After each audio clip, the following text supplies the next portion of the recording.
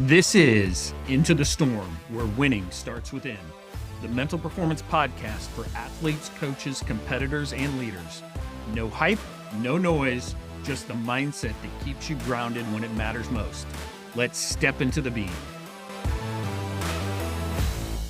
When I coached softball, I could usually tell how a team was going to compete before the first pitch was ever thrown. Not because I knew who had the better pitcher or the stronger lineup.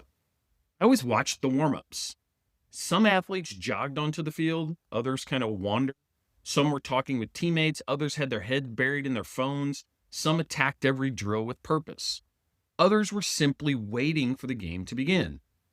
The scoreboard hadn't started, but the competition already had. And here's what I've learned after years of coaching athletes. You don't rise to the occasion, you usually perform at the level of your preparation. And preparation isn't just physical, it's mental. Think about everything that happens before competition. Let's start with how do you sleep, what you eat, the conversations you have, the music you listen to, your breathing, the way you carry yourself, your body language, your thoughts, the way you respond when something unexpected happens. Every one of those things is part of your warm-up. Yet most athletes treat warm-ups like something they have to get through. But elite athletes treat them like the first opportunity to compete because they understand something most people really miss. The purpose of a warm-up isn't just to prepare your body, it's to prepare your attention. Your attention is one of your greatest competitive advantages. Where is it before the game? Is it on social media, on the crowd, who came to watch, on the opponent, on what happens if you lose? Or is it exactly where it needs to be, on the next task? That's why routines matter. Not because they're lucky, not because they guarantee success, because they eliminate unnecessary decisions. They tell your brain, we've been here before. This is familiar. Let's go compete. Now, let's talk about what a mental warm-up actually looks like. First, control your environment. Protect your attention. You don't need to know what everyone else is doing before the game. You need to know what you're doing. Second, control your body. Your breathing really does affect your thinking. Slow breathing will slow your mind. Calm bodies make better decisions. Third, control your language. Pay attention to what you're saying to yourself. Instead of, oh man, I hope I play well. Try, trust your preparation. Instead of, don't make mistakes. Try, compete one play at a time. Your warm-up should fill your mind with direction, not doubt. Finally, control your purpose. Every warm-up should answer one simple question. Who am I going to be today? Not what statistics am I going to have? Not will I play perfectly? Who are you choosing to become today? Composed, aggressive, resilient, a great teammate? That direction shapes everything that follows. And parents, warm-ups begin before your athlete ever arrives at the field. How does a car ride feel? Calm, supportive, or stressful? Sometimes the most important thing you can do is create an environment where your athlete arrives emotionally ready to compete. You don't need to give one last coaching lesson. You need to provide one last moment of confidence. Coaches, don't underestimate what you're reinforcing during warm-ups.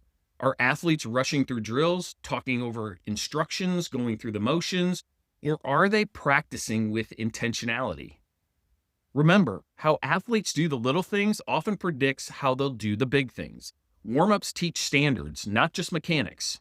And leaders, this lesson just doesn't stay on the field. Every important meeting has a warm-up. Every presentation, interview, difficult conversation. How you prepare determines how you perform. Walk into those moments intentionally, accidentally.